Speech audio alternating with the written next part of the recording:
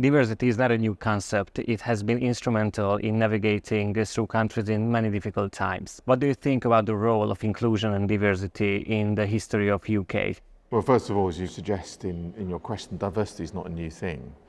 And we've got to be clear about what we mean by diversity and the role it plays now. In many respects, what's happened in the last 60 or 70 years in the UK, the role of diversity in business, for example, is a response to social and economic change. The nature of our society changed, became more multicultural. Therefore, there was a need to acknowledge the role and the place and the value of people of colour. There was also, I think, a societal recognition that women could play more of a role. I think also there was a greater acceptance of a range of lifestyles which had previously been criminalised, for example, the LGBT community. And so I think diversity reinforces that societal change, but also reflects it. But you're quite right, it's not new.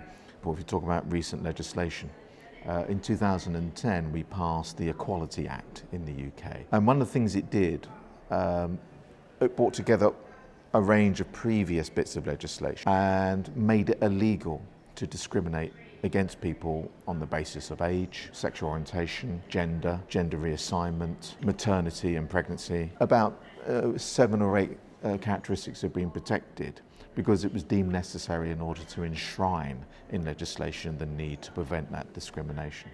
How do you perceive the progress the UK has made regarding inclusion and diversity? UK has a really colorful history of diversity and inclusion. What do you think what the future holds for these issues? I think things started to come to a head in the 1950s when there was a growing toleration of homosexuality, recognition of it, and that culminated in the decriminalisation of homosexuality in the 1960s. I think there was an act in 1968 or 1969. And then I'd say during the 70s and 80s you had a growing LGBT plus community.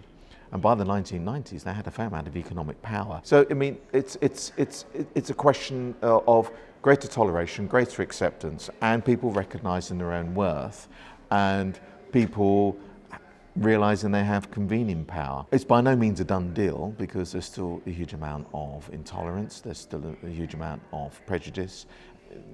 I'm just referring to the LGBT plus community, but it's not confined to that. And I think the debate has changed. It's gone beyond toleration and acceptance because that's well established. Now, over 80% of British people are very comfortable with same-sex marriage. So I mean, it's still moving forward, and I think we just have to go in the same direction. And also, we have to guard against a rolling back. So, that's where the debate is. We're no longer arguing should we do this. What we're arguing is we have done this, and how do we maintain it? Workplaces play a crucial role in our society.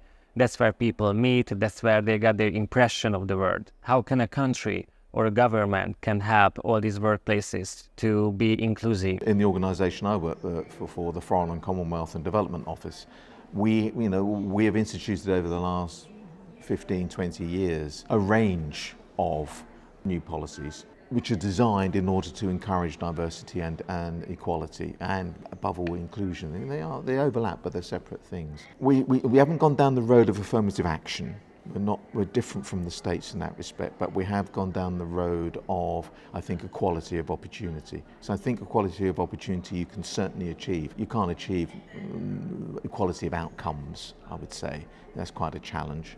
Inclusion has become a global trend, especially in the corporate world. How can these changes in a workplace can benefit for everyone, not just who are LGBTQ or women or being in any kind of minority group? We just heard a speech at the conference from a consultant who specialises in these issues. We've got to try and explain, persuade, demonstrate that diversity and inclusion benefits everyone, not just, it's not about giving preferential treatment to certain groups. It's about creating an environment where everybody can thrive. And in my speech I referred to a McKinsey report which basically said companies which have a more diverse leadership are more likely to be profitable enterprises, and that's going to benefit everyone.